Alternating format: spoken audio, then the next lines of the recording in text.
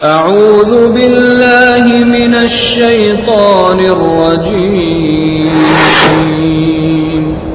بسم الله الرحمن الرحيم قل إن كنتم تحبون الله فاتبعوني يحببكم الله ويغفر لكم ذنوبكم والله غفور رحيم قل أطيعوا الله والرسول فإن تولوا فإن الله لا يحب الكافرين. الحمدللہ الصلاۃ والسلام علی رسول اللہ اما بعد اعوذ باللہ من الشیطان الرجیم یا ایھا الذین آمنوا قوا انفسکم اہلکم نارا. اے لوگو جو ایمان لائے ہو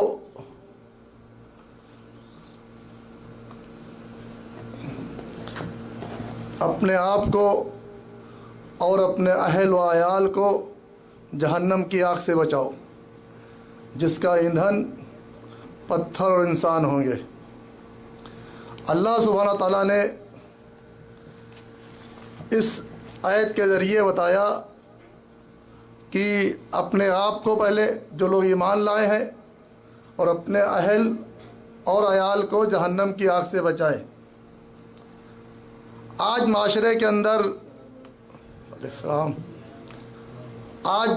کے اندر جو برائیاں موجود ہیں یا ہم سب جو برائیوں مبتلا ہیں اس کا سب سے بڑا سبب سب سے بڑا معاملہ وہ یہ ہے کہ جو اللہ تعالیٰ کی عبادت تھی اس کو ہم نے چھوڑ دیا ہے اور اللہ سبحانہ تعالیٰ کی عبادت میں ڈر جو ہے وہ آج ہم چھوڑ چکے ہیں. آج ہم اللہ سبحانہ تعالیٰ سے نہیں ڈرتے. اسی وجہ سے ہم گناہوں پہ گناہ کرتے چلے جاتے ہیں اور ہم سب کا معاملہ اپنے اپنی جگہ پہ ویسے ہی ہے. ہم سماج سے ڈرتے ہیں, لوگوں سے ڈرتے ہیں, لوگ کیا کہیں گے. ڈر کی مثال اللہ سبحانہ تعالیٰ نے یوسف علیہ السلام کی پیش کی. جب اس عورت نے یوسف علیہ السلام کے ساتھ زنا کرنا چاہا تو آپ اللہ کے ڈر سے اس سے بھاگے اور اس نے جو ہے آپ کی پیچھے سے بسٹ پکڑ لی, وہ پھٹ گئی. اور یہی پوائنٹ جو ہے ان کے فیصلے کے لیے ان کے حق میں رہا. فیصلہ کرنے والے نے کہا کہ اگر اس کی بسٹ آگے سے پھٹی ہوگی تو قصوروار یہ ہوگا. تو یوسف علیہ السلام کس سے ڈرے تھے؟ اللہ تعالیٰ سے ڈرے تھے. آج ہم اپنی اپنی برائیاں سامنے رکھیں, معاشرے کو سامنے رکھیں.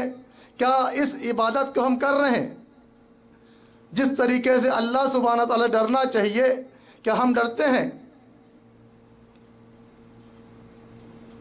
ایک آدمی شرک کر رہا ہے, وہ کہتا میرا مولوی نے جو کہا ہے اگر میں یہ شرک سے باز آ جاؤں گا تو یہ مولوی کیا کرے گا, میں اس قبیلے سے نکال لیا جاؤں گا. کسی سے کہو بھیا قرآن خوانی نہ کرنا, وہ کہتا ہے یار کس میں کرنے میں حرج کیا ہے. تو ڈر جو ہے آج ہمارے اندر سے نکل چکا ہے. جو اللہ سبحانہ تعالیٰ نے یہ بات بتائی تھی تقویٰ اختیار کرو, تو آج اس وجہ سے پریشانی اور مصیبت ہے. اللہ کے رسول صلی اللہ علیہ وسلم فرماتے ہیں ہم تم سب سے زیادہ اللہ سے ڈرنے والے ہیں. 3 لوگ آئے, آپ صلی اللہ علیہ وسلم کی بات طریقہ پوچھا. ایک نے کہا میں زندگی بھر شادی نہیں کروں گا, دوسرے نے کہا میں ہمیشہ روزے رکھوں گا, کبھی روزے نہیں چھوڑوں گا, تیسرے میں رات بھر جاگ کے اللہ کی بات کروں گا. آپ صلی اللہ علیہ وسلم کو معلوم ہوا, آپ نے ان لوگ کو بلایا اور کہا میں تم سے زیادہ اللہ سے ڈرنے والا ہوں. حضرت عثمان رضی اللہ عنہ جب قبر کے منظر کی آیت کو پڑھتے تھے تو روتے تھے. تو آج معاشرے کے اندر جو برائی کا سبب سب سے بڑا وہ ڈر ہے. اور ڈر کون سا؟ اس پہ عمل نہ کرنا, اللہ سے نہ ڈرنا. اور یہ آیت جو بتا رہی ہے کہ اپنے آپ کو جہنم کی آگ سے بچاؤ. جب ہم اللہ سے ڈریں گے تبھی تو بچائیں گے اپنے آپ کو. ہمارے سامنے برائیاں ہوتی ہیں ہم نہ روکتے، یہ تو خود بھی کرتے ہیں اور دوسروں کو بھی نہیں روکتے. کہاں رہا ڈر؟ بات بہت سی اس تعلق سے، لیکن شیخ جہاں بیٹھے ہوئے ہیں ہمیں پبلک ہے تھوڑا سا جو ہے کچھ باتیں آپ لوگ سے ہو جائیں. انہی الفاظ اپنی بات ختم کرتا ہوں. شیخ کو دعوت تشریف لائیں.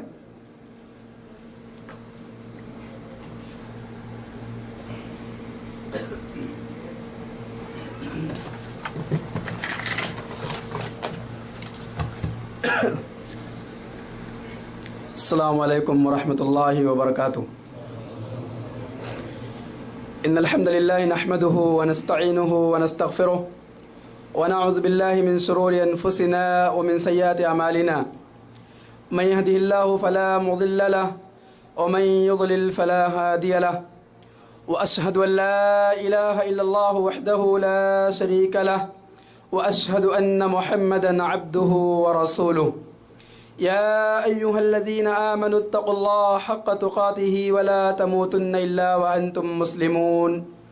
يا أيها الناس اتقوا ربكم الذي خلقكم من نفس واحدة وخلق منها زوجها وبث منهما رجالا كثيرا ونساء واتقوا الله الذي تساءلون به والأرحام إن الله كان عليكم رقيبا.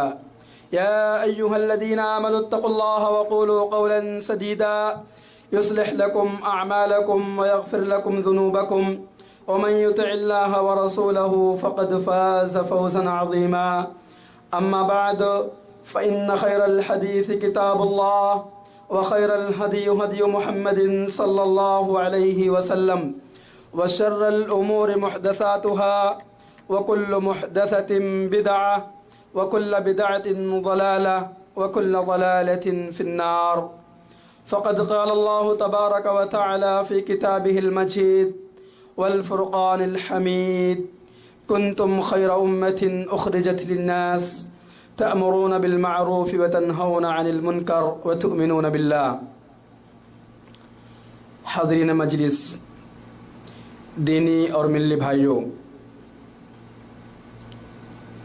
اللہ رب العالمین نے یہ پوری کائنات بنائی، اس کائنات کو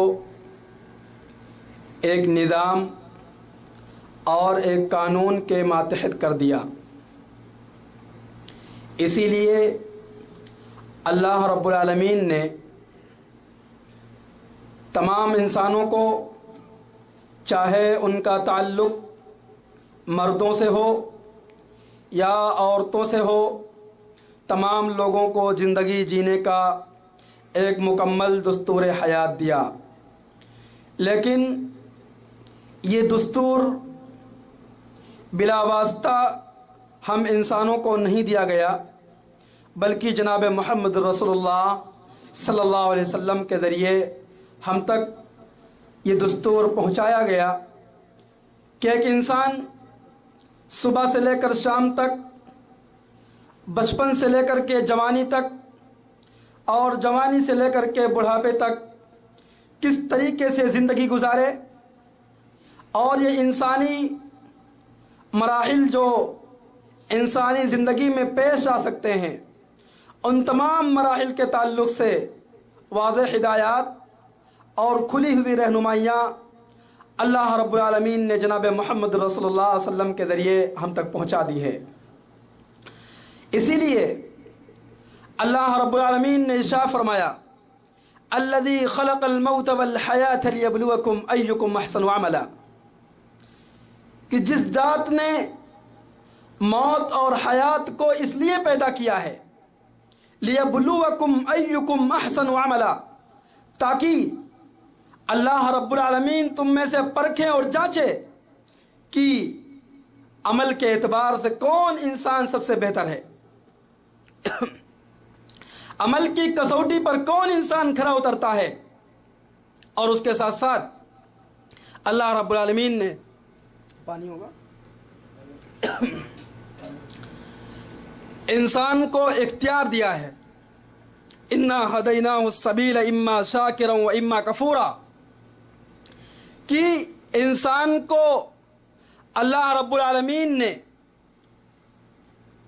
راستے کی، چاہے وہ اچھا راستہ ہو اور چاہے برا راستہ ہو،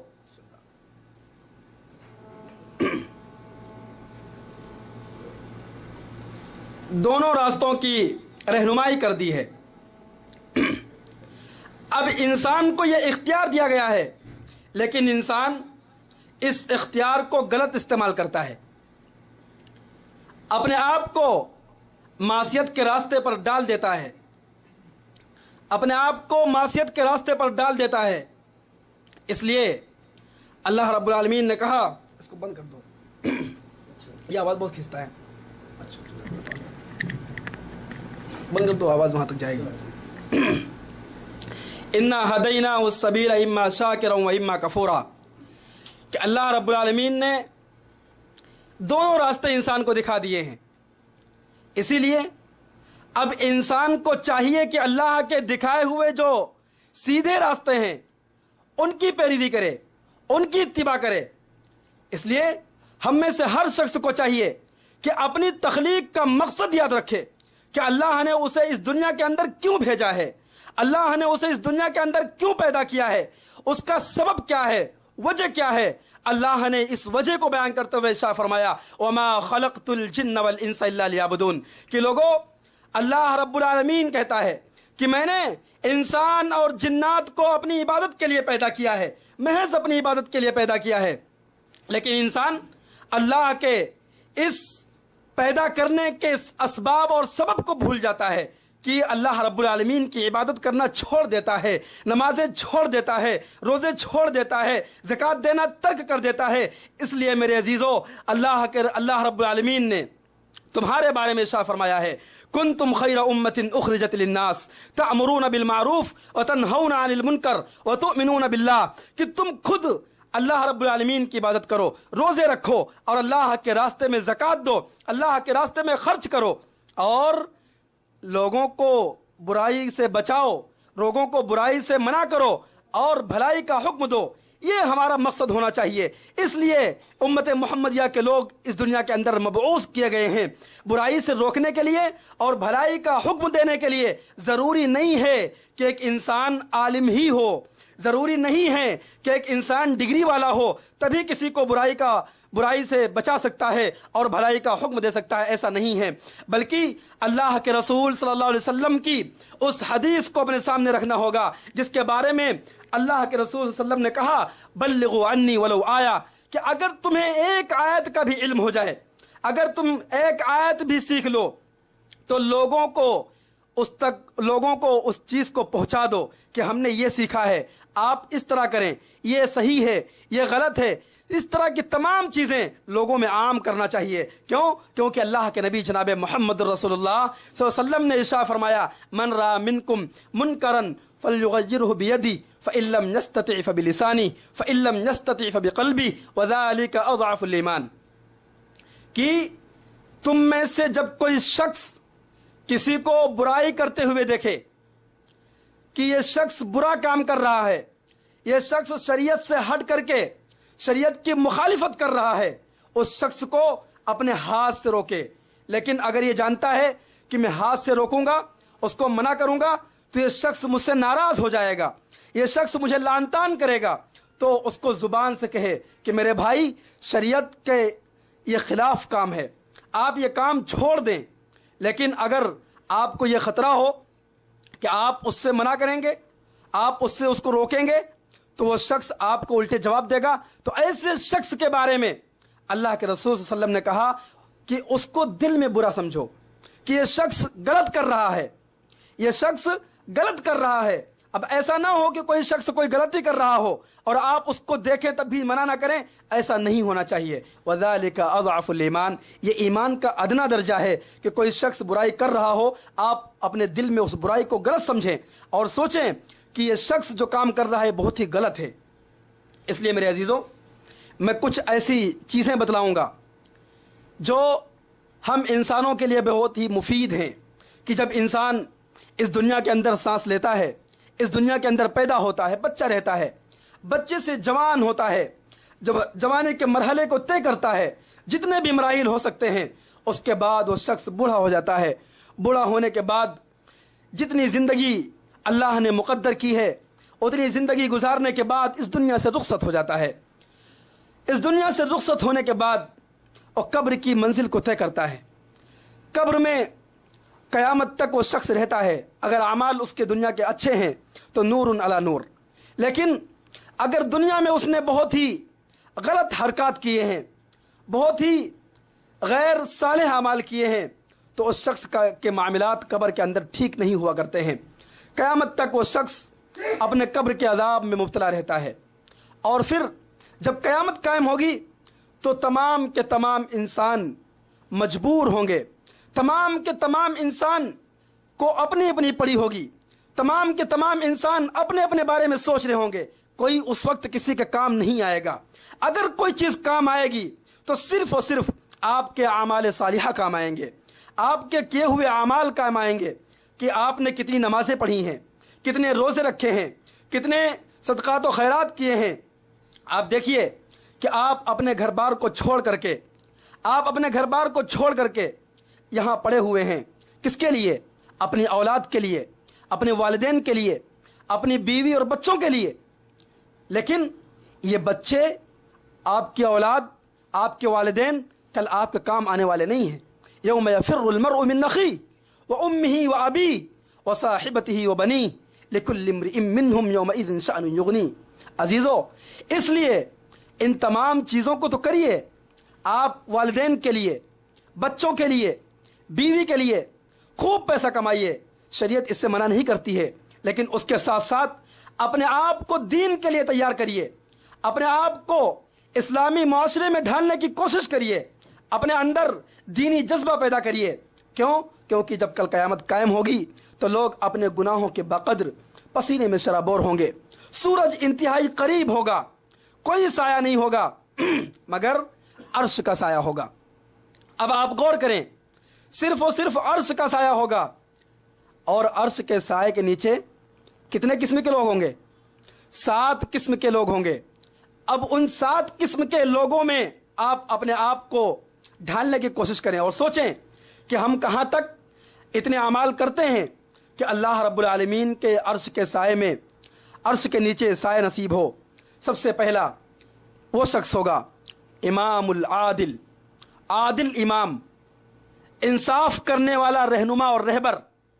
अगर कोई ऐसा शख्स है जो किसी कौम की जिम्मेदारी लिए हुए है, रहबरी कर रहा है, रहनुमाई कर रहा है और लोगों के दरमियान अदल कर रहा है, तो वो शख्स अल्लाह रब्बुल आलमीन के अर्श के साए के नीचे होगा। अदल व इंसाफ की शरीयत के अंदर बहुत ज़्यादा अहमियत है। आप देखें कि अल्लाह रब्बुल आलमीन जनाब मोहम्मद रसूलुल्लाह सल्लल्लाहु अलैहि वसल्लम को अदल व इंसाफ करने की तालीम दी है।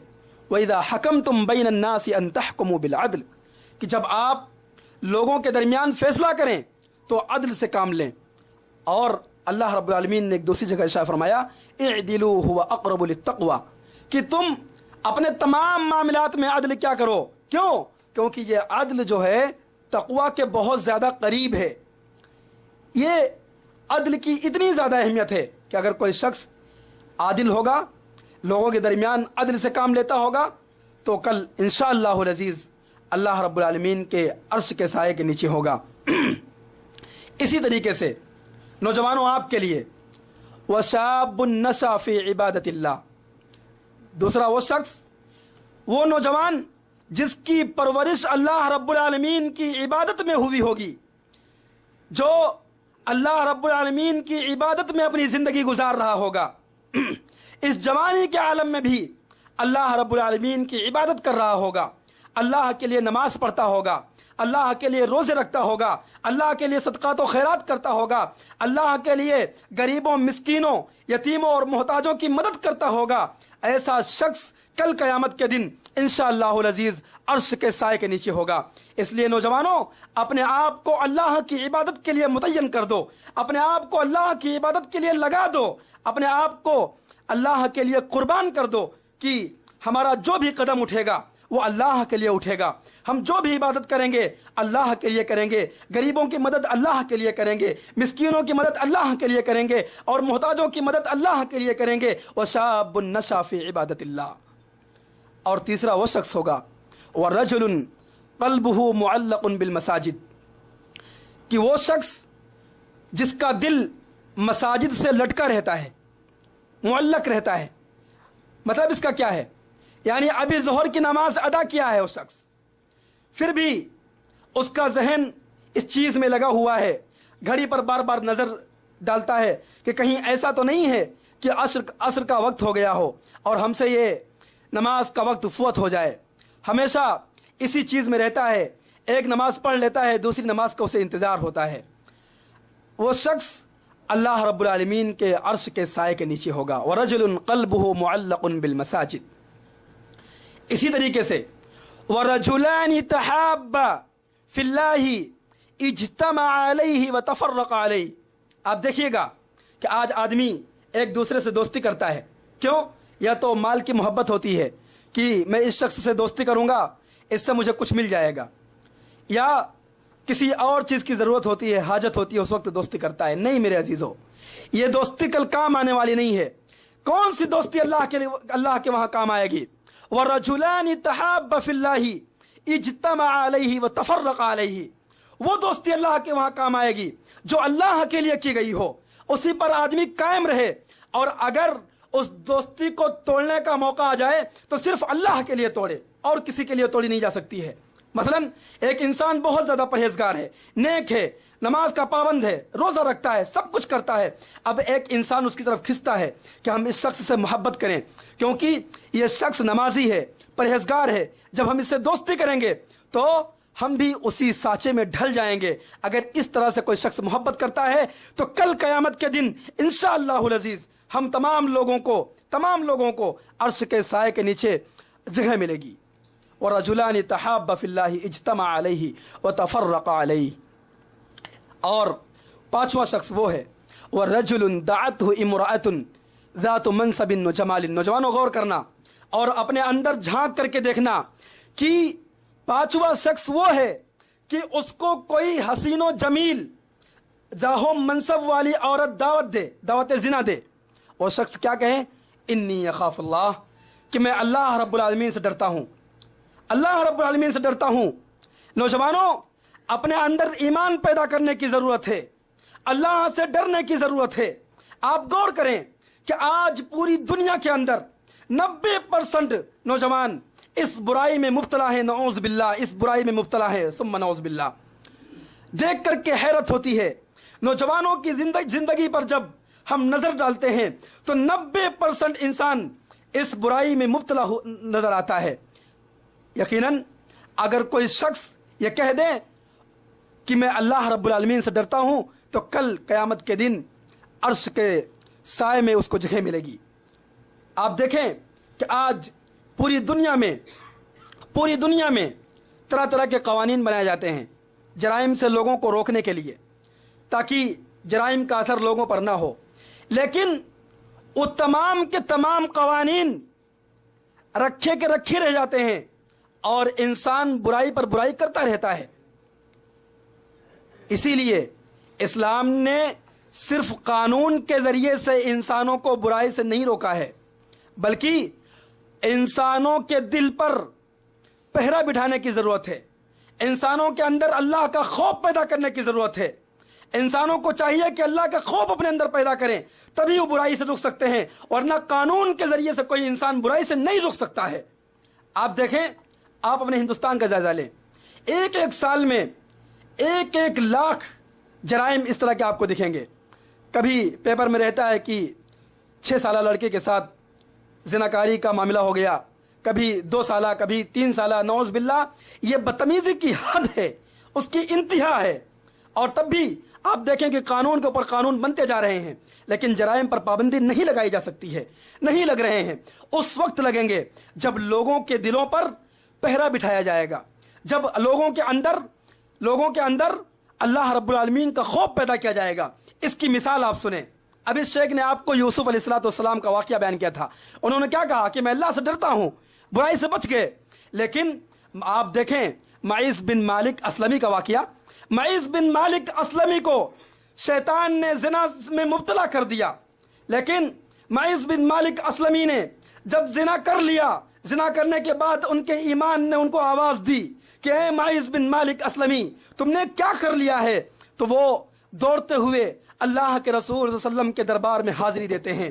یہ واقعہ جو معیز بن مالک اسلمی کے ساتھ پیش آیا تھا یہ قانون کی گرفت سے باہر تھا، لیکن ان کے اندر جو ایمان تھا وہ ایمان انہیں بتلا رہا تھا کہ اے معیز بن مالک اسلمی سنو، تم اگر بند کمرے میں پردے کی آڑ میں رات کی تاریکی میں اگر کوئی گناہ کرو گے، کوئی جرم کرو گے، قانون سے تو بچ سکتے ہو لیکن اللہ رب العالمین کی گرفت سے بچ نہیں سکتے ہو. اسی لیے وہ اللہ کے نبی جناب محمد رسول اللہ صلی اللہ علیہ وسلم کے دربار میں حاضری دیتے ہیں اور کہتے ہیں انی زنیت طہرنی یا رسول اللہ، کہ اللہ کے رسول صلی اللہ علیہ وسلم نے، اے اللہ کے رسول صلی اللہ علیہ وسلم ہم کو گناہ کی آلائش نے چھو لیا ہے، ہم کو گناہ کی آلائش نے مس کر دیا ہے، ہم سے سرزد ہو گیا ہے، آپ مجھے پاک کر دیجئے. وہ جانتے تھے کہ میں اللہ کے رسول صلی اللہ علیہ وسلم کے پاس جاؤں گا اور اپنی جان کھو بیٹھوں گا، پھر بھی ان کو اللہ رب العالمین کا خوف ستا رہا تھا کہ اے معیز بن مالک اسلمی آپ اللہ کے نبی جناب محمد رسول اللہ صلی اللہ علیہ وسلم کے دربار میں حاضری دو.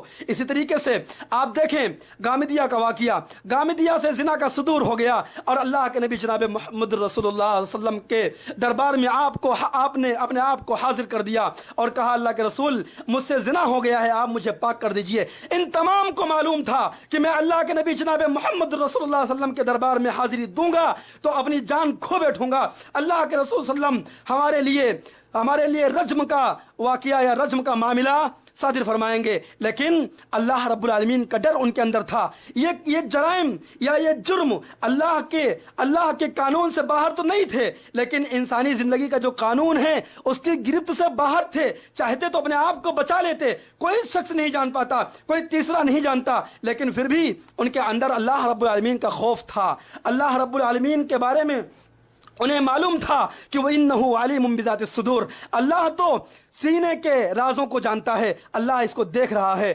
کل قیامت کے دن اللہ رب العالمین میری گرفت کرے گا. اس گرفت سے بہتر یہ ہے کہ اللہ کے نبی جناب محمد رسول اللہ صلی اللہ علیہ وسلم کے دربار میں حاضری دے دی جائے. اس لیے میرے عزیزو اگر تم اپنے اندر اللہ کا خوف پیدا کر لو تو آپ کے تمام اعمال صحیح ہو جائیں گے. آپ دیکھیں قرآن کی آیت ہے ان الصلاۃ تنہی عن الفحشاء والمنکر، کہ نماز فحش اور منکر سے روکتی ہے. آج ایک انسان نماز بھی پڑھتا ہے برائی بھی کرتا ہے، آخر کیا بات ہے؟ ایک نمازی انسان گناہ نہیں کر سکتا ہے لیکن ایک گنہگار نمازی ہو سکتا ہے. اس لیے میرے عزیزو نماز پڑھی جائے خشوع اور خضوع سے پڑھی جائے، اللہ کے لیے پڑھی جائے، انسانوں کو دکھانے کے لیے نہ پڑھی جائے. اگر آپ اللہ کے لیے نماز پڑھیں گے، اللہ کا تقوی اختیار کریں گے، خشوع اور خضوع سے پڑھیں گے، یقین جانیے کہ آپ برائیوں سے باز رہیں گے، آپ منکرات سے باز رہیں گے. لیکن اگر آپ کی نماز میں خشوع اور خضوع نہیں ہوگا، آپ یقین مانیں کہ آپ برائیوں سے بچ نہیں سکتے ہیں. یہ قاعدہ آپ پر فٹ نہیں ہو سکتا ہے جب تک آپ کے اندر خشوع اور خضوع نہیں پیدا ہوگا. اور چھٹا شخص وہ ہے وَرَجُلٌ تَصَدَّقَ بِصَدَقَةٍ فَأَخْفَاهَا حَتَّى لَا تَعْلَمُ شِمَالُهُ مَا تُنْفِقُ يَمِينُهُ، کہ ایک شخص ایسا ہوتا ہے جو خفیہ طور پر صدقہ کرتا ہے، یہاں تک کہ دایاں ہاتھ خرچ کرتا ہے، بائیں کو بھی پتہ نہیں چلتا ہے کہ دائیں نے کیا خرچ کیا ہے. لیکن میرے عزیزو آپ اپنے اندر جھانک کر کے دیکھیں کیا یہ صفت اپنے اندر پائی جاتی ہے یا نہیں. آج انسان صدقہ کرتا ہے لوگوں کو دکھا کر کے تاکہ لوگ ہم کو فیاض کہیں، سخی کہیں بہت ہی مال و دولت والا ہے. ایسا نہیں ہونا چاہیے. وَرَجُلٌ تَصَدَّقَ بِصَدَقَةٍ فَأَخْفَاهَا حَتَّى لَا تَعْلَمُ شِمَالُهُ مَا تُنْفِقُ يَمِينُهُ، اگر جو شخص خفیہ طور پر صدقہ کرے گا، اللہ کے لیے صدقہ کرے گا، وہ شخص کل قیامت کے دن عرش کے سائے کے نیچے جگہ اس کو نصیب ہوگی.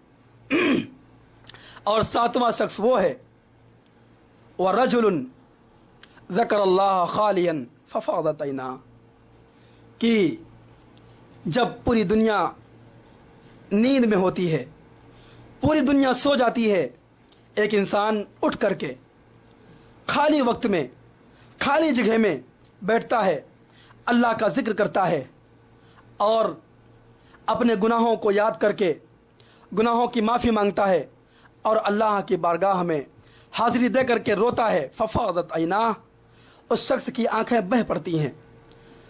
اپنے گناہوں کو یاد کر کے وہ شخص روتا ہے، ایسا شخص بھی اللہ رب العالمین کے عرش کے سائے کے نیچے ہوگا۔ اس لیے میرے عزیزو، ان 7 چیزوں کو اپنے دماغ میں بٹھانے کی ضرورت ہے اور ان کو اپنے اندر ڈھالنے کی ضرورت ہے۔ اسی طریقے سے جو پہلا میں نے بتایا امام العادل، ضروری نہیں ہے کہ آپ کسی قوم کے رہنما ہوں اسی وقت عدل کریں، آپ اپنے بچوں میں عدل کریں، اپنے گھر والوں کے ساتھ عدل کا معاملہ کریں، کہیں بھی رہیں عدل کریں۔ یہ جو حدیث کے اندر عدل کی بات کہی گئی ہے یہ ہر جگہ فٹ ہو سکتی ہے۔ اسی طریقے سے عبداللہ بن عمر رضی اللہ تعالیٰ عنہ کی روایت ہے، اس میں 5 چیزوں کا ذکر ہے، ان کو بھی اپنے ذہن میں رکھنے کی کوشش کریں۔ ان عبداللہ بن عمر رضی اللہ عنہ قال قال رسول اللہ صلی اللہ علیہ وسلم لرجل وهو يعظه اغتنم 5 قبل 5 حياتك قبل موتك وشبابك قبل حرمك وصحتك قبل شغلك وصحتك قبل سقمك وفراغك قبل شغلك وغناك قبل فقرك۔ یہ 5 چیزیں ہیں۔ اس حدیث کو امام حاکم نے اپنی کتاب کے اندر نقل کیا ہے، مستدرک حاکم کے اندر، اور اس حدیث کو نقل کرنے کے بعد کہا ہے کہ یہ حدیث صحیح ہے، اور امام ذہبی نے اس کی موافقت کی ہے، علامہ البانی نے بھی اس حدیث کو صحیح کہا ہے۔ عبداللہ بن عمر رضی اللہ تعالیٰ عنہ کہتے ہیں کہ اللہ کے رسول صلی اللہ علیہ وسلم نے ایک آدمی کو نصیحت کرتے ہوئے ارشاد فرمایا کہ 5 چیزوں سے پہلے غنیمت جانو۔ نمبر 1، حیاتک قبل موتک، اپنی زندگی کو اپنی موت سے پہلے غنیمت جانو۔ اللہ نے جو تم کو یہ زندگی دی ہے، اپنی موت سے پہلے اس کو غنیمت جانو۔ اس زندگی میں اللہ کو راضی کرنے کے لیے، اس کو خوش کرنے کے لیے اللہ کی عبادت کرو، اللہ سے دعائیں کرو، اپنے گناہوں کی معافی مانگو، ورنہ یہ مواقع بار بار آپ کو نہیں ملیں گے۔ حیاتک قبل موتک وصحتک قبل سقمک، اور دوسری چیز جو یہ تم کو اللہ رب العالمین نے نصیحت دی ہے، اس کو اپنی بیماری سے پہلے غنیمت جانو۔ کیوں؟ کیونکہ جب ایک انسان بیمار ہو جاتا ہے اور اس کو ایسی بیماری لگ جاتی ہے کہ وہ انسان مسجد تک تشریف نہیں لے جایا کرتا ہے، نہیں لے جا پاتا ہے، مسجد تک نہیں جا پاتا ہے، اور دوسرے خیر کے کام میں حصہ نہیں لے پاتا ہے، کیونکہ بعض انسانوں کو تو ایسی سی بیماریاں لگ جاتی ہیں جس سے اللہ کی پناہ بہت دنوں تک وہ بیماری چلتی رہتی ہے، نہ تو قاعدے سے نماز ادا کر سکتے ہیں، نہ تو روزہ رکھ سکتے ہیں، نہ تو دوسرے خیر کے کام میں حصہ لے سکتے ہیں۔ اس لیے اللہ رب العالمین نے جو تم کو یہ صحت دی ہے، اس صحت کو اپنی بیماری سے پہلے غنیمت جانو، اور جتنا ہو سکے اللہ رب العالمین کی عبادت کرو، خیر کے کام میں حصہ لو۔ اور تیسری چیز اللہ کے رسول صلی اللہ علیہ وسلم نے ارشاد فرمایا، وَشَبَابَكَ قَبْلَ حَرْمِكَ، کہ اللہ نے جو تم کو یہ نوجوانی دی ہے، جو جوانی دی ہے، اس کو بڑھاپے سے پہلے غنیمت جانو۔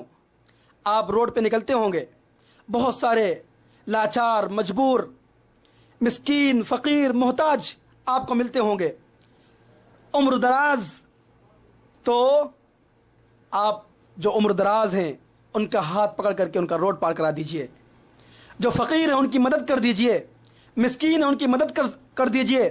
کوئی شخص بوجھ لے کر کے جا رہا ہو، وہ شخص بوجھ سے پریشان ہو، اللہ نے آپ کو توانائی دی ہے، طاقت دی ہے، قوت دی ہے، آپ اس کے بوجھ کو اس کے گھر تک پہنچا دیں، اللہ رب العالمین کو وہاں انشاءاللہ العزیز اجر و ثواب کے مستحق ہوں گے۔ اللہ رب العالمین آپ کے اجر کو ضائع نہیں کرے گا، اللہ رب العالمین اس ثواب کو ضائع نہیں کرے گا۔ لیکن حیرت ہوتی ہے نوجوانوں کو دیکھ کر کے، سڑکوں پر جو بڈھے بیچارے ہوتے ہیں، کنارے کنارے جا رہے ہوتے ہیں، ان کو بدتمیزی میں ان سے مزہ لینے کے لیے ان کو روڈ پر کھینچ کے کر دیتے ہیں، ان کا مذاق اڑاتے ہیں، وہ بیچارہ لاچار مجبور اس کا مذاق اڑاتے ہیں۔ نوجوانوں، ایسا نہیں ہونا چاہیے، بلکہ ان کی مدد کرنی چاہیے۔ کیوں؟ کیونکہ اگر آپ کسی پر ظلم کریں گے، وہ مظلوم ہوگا، آپ اس کی بددعا سے بچ نہیں سکتے ہیں، آپ اس کی بددعا سے بچ نہیں سکتے ہیں۔ یا آپ کسی کو ایسا کرتے دیکھیں، آپ اس کو منع کریں، اگر منع نہیں کریں گے تو آپ یقین جانیے کہ آپ اللہ کے وہاں گنہگار ہوں گے۔ آپ اس کو منع کریے اور جو شخص مظلوم ہو اس کی مدد کرنے کی کوشش کریے۔ کیوں؟ کیونکہ اللہ کے رسول صلی اللہ علیہ وسلم نے ارشاد فرمایا مظلوم کے سلسلے میں، اتقی دعوت المظلوم، کہ مظلوم کی بددعا سے بچو، لیس بینہا وبین اللہ حجاب، کہ مظلوم کی بددعا اور اللہ رب العالمین کے درمیان کوئی پردہ نہیں ہوتا ہے، کوئی حجاب نہیں ہوا کرتا ہے، اللہ رب العالمین اس کو ڈائریکٹ قبول فرماتا ہے۔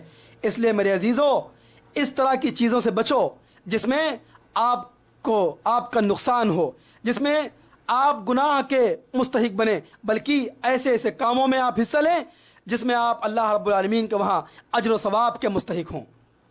اور چوتھی چیز، اللہ کے رسول صلی اللہ علیہ وسلم نے ارشاد فرمایا کہ وغنا کا قبل فقرک، کہ اللہ رب العالمین نے آپ کو بھی مالداری دی ہے، اللہ رب العالمین نے آپ کو مال و دولت سے نوازا ہے، تو اس دولت کو اپنی فقیری سے پہلے غنیمت جانو۔ کیوں؟ کیونکہ کسی کو کچھ نہیں معلوم ہے کہ آج ایک انسان مال و دولت والا ہے، حیثیت والا ہے، کل اس کے کون سے دن آئیں گے، کل اس کے کون سے ایام آئیں گے، کیونکہ اللہ رب العالمین کہتا ہے وَتِلْكَ الْأَيَّامُ نُدَاوِلُهَا بَيْنَ النَّاسِ، کہ ان ایام کو ہم لوگوں کے درمیان بدلتے رہتے ہیں۔ آج کوئی شخص فقیر ہے، کر امیر ہو جاتا ہے، ایک شخص امیر ہوتا ہے وہ فقیر ہو جاتا ہے، ایک غریب شخص امیر ہو جاتا ہے۔ اس لیے اللہ رب العالمین نے بھی دولت دی ہے، اس دولت کو اللہ کے راستے میں خرچ کرنے کی ضرورت ہے، اس دولت کو اللہ رب العالمین کے لیے خرچ کرنے کی ضرورت ہے، یتیموں، مسکینوں، غریبوں، محتاجوں، ان کی مدد کرنے کی ضرورت ہے۔ کیوں؟ کیونکہ کسی کو کچھ نہیں معلوم ہے کہ انسان کا کون سا عمل اللہ رب العالمین کو پسند آ جائے، اور اللہ رب العالمین اس عمل کے ذریعے ایک انسان کو جنت نصیب ہو جائے، اس کو جنت دے دے، کسی کو کچھ نہیں معلوم ہے۔ اس لیے میرے عزیزو، زیادہ سے زیادہ خیر کے کام میں بڑھ چڑھ کر حصہ لینے کی کوشش کرو۔ اسی طریقے سے عبداللہ بن مسعود رضی اللہ تعالی عنہ کی روایت، جو بہت ہی مشہور روایت ہے، اس کو امام ترمذی نے اپنی کتاب کے اندر نقل کیا ہے، جس کے راوی عبداللہ بن مسعود رضی اللہ تعالی عنہ ہیں۔ وہ کہتے ہیں ان عبداللہ بن مسعود رضی اللہ تعالی عنہ قال رسول اللہ صلی اللہ علیہ وسلم لا تزول قدم ابن آدم یوم القیامت من عند ربی حتی یسأل عن خمس۔ عبداللہ بن مسعود رضی اللہ تعالی عنہ کہتے ہیں کہ اللہ کے رسول صلی اللہ علیہ وسلم نے ارشاد فرمایا کہ قیامت کے دن اللہ رب العالمین کے پاس سے کسی بھی انسان کے پیر حرکت نہیں کر سکیں گے یہاں تک کہ 5 سوالات کے جواب وہ شخص دے دے۔ 5 چیزیں کیا ہیں؟ ان عمرہ فیما افنا، اللہ رب العالمین انسان سے سوال کرے گا کہ میں نے تجھ کو عمر دی تھی، اس عمر کو تجھ نے کہاں گنوایا ہے، اس عمر کو تم نے کہاں خرچ کیا ہے۔ اگر ایک انسان اللہ کے لیے، اللہ کی عبادت کے لیے، اللہ کو خوش کرنے کے لیے، اللہ کو راضی کرنے کے لیے اپنی عمر کو گنوایا ہوگا، تب تو وہ اللہ رب العالمین کے اس سوال کا جواب دے سکے گا۔ لیکن اگر کوئی انسان اپنی عمر کو عیاشی، مکاری، فحشکاری، حرام خوری، اس طرح کی چیزوں میں گنوایا ہوگا تو یقیناً وہ اللہ کو جواب نہیں دے سکے گا۔ اسی طریقے سے جو دوسرا سوال ہوگا وَعَنْ شَبَابِهِ فِيمَا أَبْلَاهُ، میں نے تجھ کو جوانی دی تھی۔ نوجوانوں غور کرو، بار بار حدیث میں نوجوانی کے تعلق سے آتا ہے۔ کیوں؟ کیونکہ یہ جوانی کا مرحلہ ایسا ہوتا ہے جس کے بارے میں کسی شاعر نے کہا ہے کہ کوئی آج تک نہ سمجھا کہ یہ شباب ہے تو کیا ہے، کوئی آج تک نہ سمجھا یہ شباب ہے تو کیا ہے، یہی دور جاگنے کا، یہی نیند کا زمانہ۔ شاعر اس میں کہنا چاہتا ہے کہ جوانی کا عالم ایسا ہوتا ہے کہ اگر نوجوان کسی کام کے لیے مستعد اور تیار ہو جائیں، ایسا نہیں ہو سکتا ہے کہ وہ کام نہ ہو، چاہے اچھے کام کے لیے ہوں اور چاہے برے کام کے لیے ہوں۔ آپ اگر تاریخ کا مطالعہ کریں تو اس میں دیکھیں کہ نوجوانوں نے بہت بڑے بڑے کارنامے انجام دیے ہیں، بہت بڑے بڑے کارنامے انجام دیے ہیں۔ یہ نوجوانوں کی جو قوم ہوتی ہے، یہ قوموں کے لیے مشعل راہ بنتے ہیں۔ یہ جو دور ہوتا ہے یہ بے باکی، جرات اور بہادری کا دور ہوتا ہے۔ اس میں انسان جو کچھ کر لیتا ہے وہ اور دور میں نہیں کر پاتا ہے۔ اس لیے اللہ کے رسول صلی اللہ علیہ وسلم نے کہا وعن شبابہ فیما ابلاہ، نوجوانی کے بارے میں پوچھا جائے گا کہ میں نے تجھ کو جوانی دی تھی، تو نے اس کو کہاں خرچ کیا ہے۔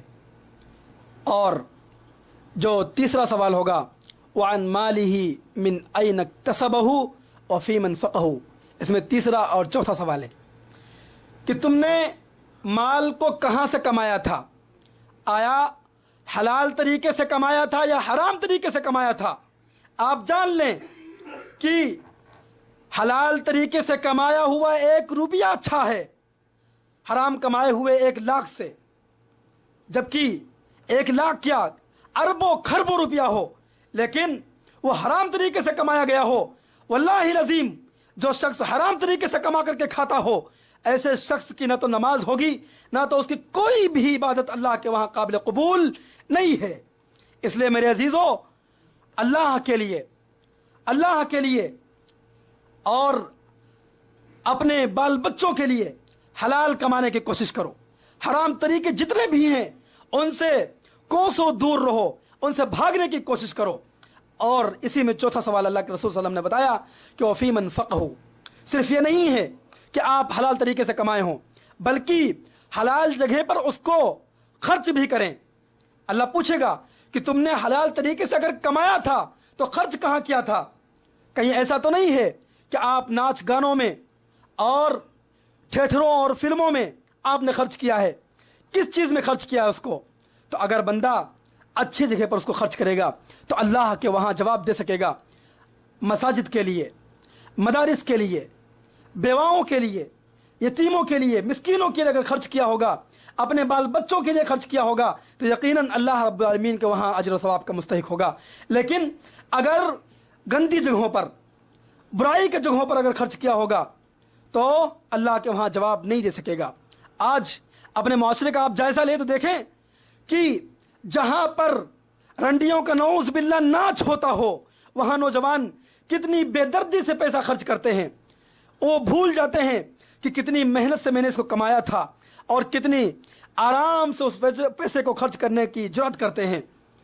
اگر اس طریقے سے اللہ کے لیے خرچ کریں، مدارس اور مساجد کے لیے خرچ کریں اور جو نیکی کے کام ہو سکتے ہیں اگر اس میں خرچ کریں تو یقیناً وہی پیسہ ان کے لیے اللہ کے وہاں قرض ہو جائے گا۔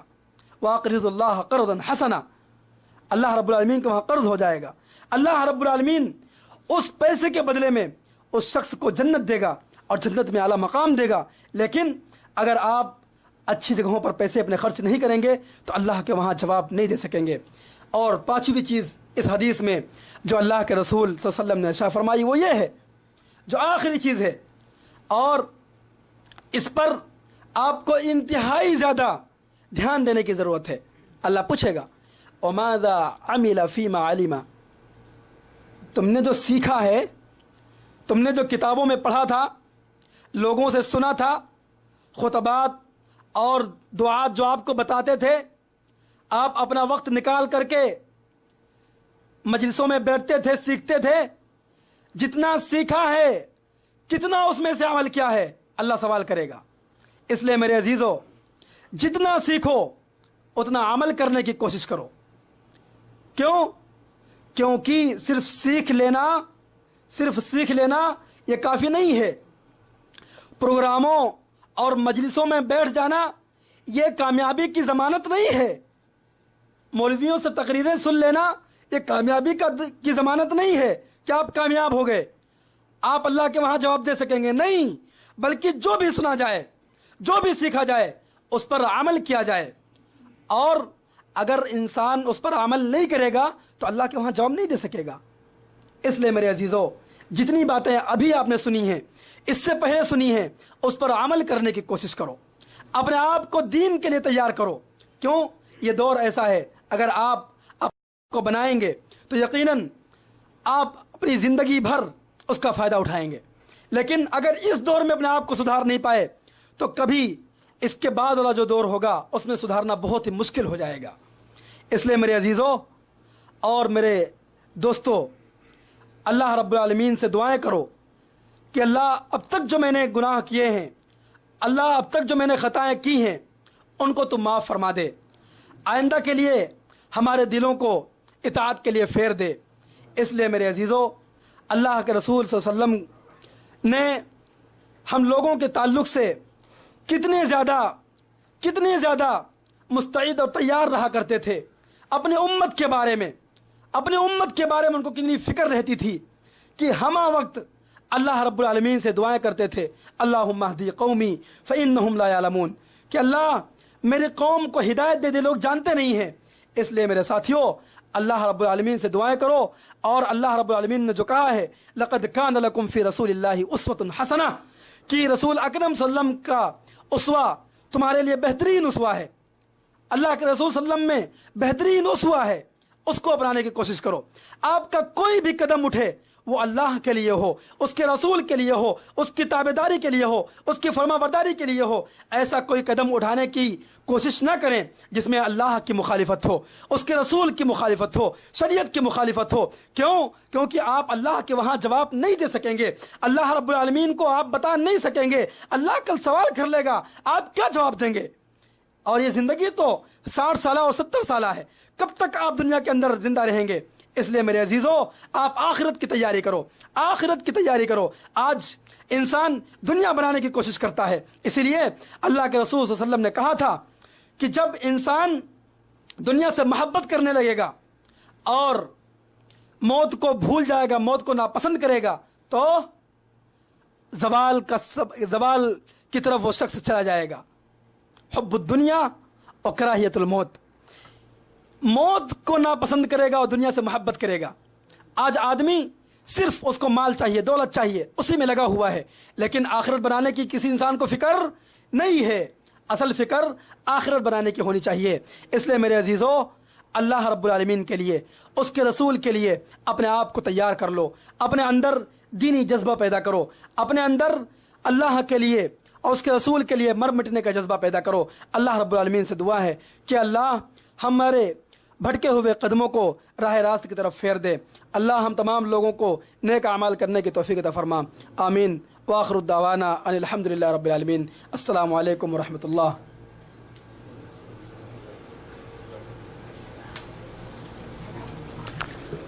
جزاک اللہ خیر. بھائی تشریف رکھیں. ابھی آپ شیخ سیف الرحمان صاحب سے جو کچھ نصیحتیں سن رہے تھے، جس میں جو آخر چوتھی والی بات تھی، تیسری چوتھی، مال کہاں سے کمایا، کہاں خرچ کیا. تو شیخ نے بہت سی وجہیں کی. آج لوگ جو ہے مال جو خرچ کرتے ہیں عبادت سمجھ کے خرچہ کرتے ہیں کہ میرا یہ پیسہ اچھی جگہ لگ رہا ہے. 12 فات کی سبیلیں لگی، اس میں لو دے دو. 12 فات کے جھنڈوں میں دے دو. مزاروں کا عرس ہونا، اس میں دے دو. حالانکہ یہاں تو یہ بات سمجھ کے خرچہ کرتا ہے نا. یہاں سمجھتا ہے زنا ہو رہا ہوگا، یہاں برائیاں ہوئیں گی. تو اس مال کا کیا جواب دیں گے آپ؟ کیا جواب ہوگا آپ کے پاس کہ اللہ کے دین کو ڈھانے میں نے مدد کی ان پیسوں سے؟ کہاں خرچ کیا؟ بیٹیوں کی شادی میں 10-10 20-20 لاکھ کی شادیاں کرتے ہو، اس کا کیا جواب دو گے ہم؟ मंगनी होती हैं कई लाख की, इसका क्या जवाब देंगे? यहां तो रंडी का नाच नहीं हो रहा है ना, लेकिन दीन को ढा रहे हैं ना हम, नबी की सुन्नत को तोड़ रहे हैं हम। निकाह के नाम पे सेहरा बांधना, बड़ी बड़ी गाड़ियां ले जाना, उसको सजाना, उसमें पैसे बर्बाद करना, इसका जवाब नहीं देंगे क्या हम? मुर्दे के नाम से डेगे पकवा के बंटवाना, बिदअत करना, इसका जवाब नहीं देंगे क्या हम? कहां खर्च किया माल? अब्बा के तीजे 40वें में कितने फकीर बुलाए थे? 5 डेगे भेजे मैंने मदरसे में। ये बिदात है नहीं, दीन समझ के कर रहे हैं ना हम। इसका भी जवाब देना पड़ेगा सबको। जिसको दीन समझ के आदमी बिदात कर रहा है, इसका भी जवाब देना पड़ेगा। उन मुशरिकों के साथ जो ताउन करेगा, कब्र वालों की मदद करे चंदों से, उसका भी जवाब देना पड़ेगा। तो ये चंद नसीहतें थी हम सब के लिए कि अल्लाह से डरें। कैसे डरें? जब तक कि हम डर पैदा नहीं करेंगे तो ये काम हम कर नहीं पाएंगे।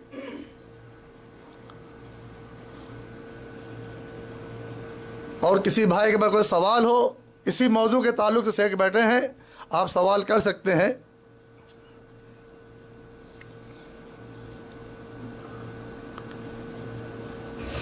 किसी के पास कोई सवाल हो इस मौजू के ताल्लुक से,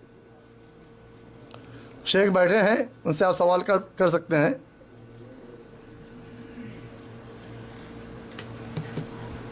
सुब्हानक अल्लाहुम्मा व बिहम्दिका अशहदु अन ला इलाहा इल्ला अंता अस्तगफिरुका व अतूबु इलैक।